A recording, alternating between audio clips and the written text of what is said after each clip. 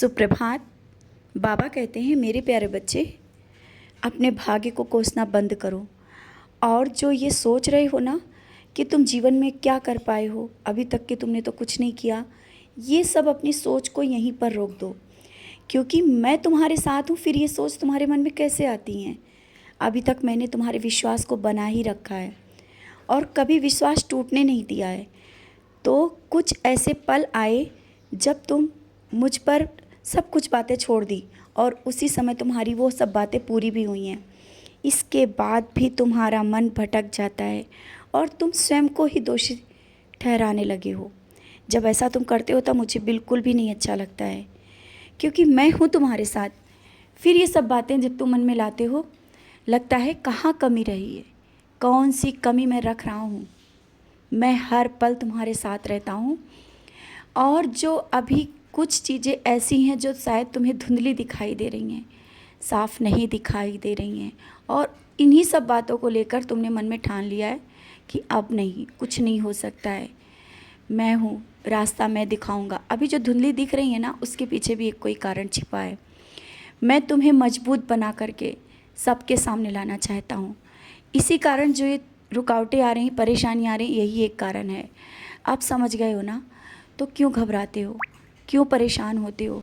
और हाँ, घर नहीं ले पा रहे हो, घर नहीं है या किसी कोई चीज़ की कमी है, तो उस चीज़ को लेकर इतना बड़ी सोच क्यों रख लिया तुमने कि अभी तक तुमने कुछ नहीं किया तो जीवन में अभी तक कुछ भी नहीं कर पाओगे। अरे दूसरों की बातों में आना छोड़ दो, दूसरों की बातों को सुनना छोड़ दो। दूसरे क्या कहते हैं, और तुम्हारे लिए तो इस तरह बातें जीवन में चलती ही रही हैं। कब तुमने सोचा है कि तुम्हारे लिए लोग बातें नहीं करते, तुम्हारे बारे में सोचते नहीं हैं? हर पल तुम्हारे पीछे बातें चलती रहती हैं।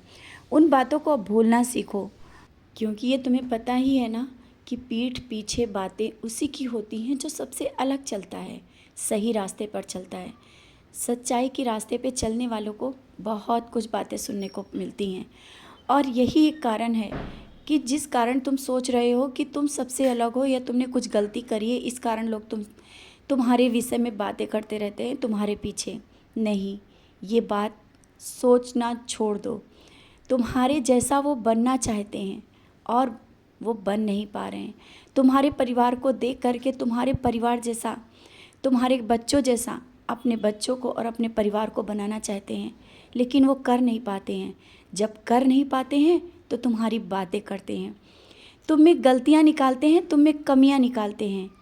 अब तो तुम्हें समझ में आ जाना चाहिए कि तुम्हारी जो बुराई हो रही है वो अच्छाई है, तुम्हारे बारे में जो बातें हो रही है ना वो अच्छी हैं।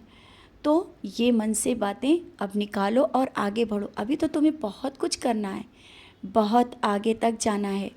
जो काम रुके हैं ना वो सब हो जाएंगे। और घर की कहते हो ना, घर एक नहीं और होंगे, लेकिन अभी समय लग रहा है।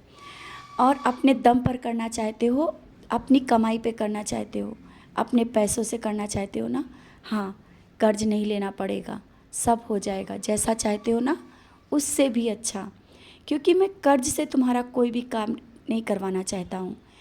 तुम जिस तरह से जैसा चाहते हो उतने में ही होगा।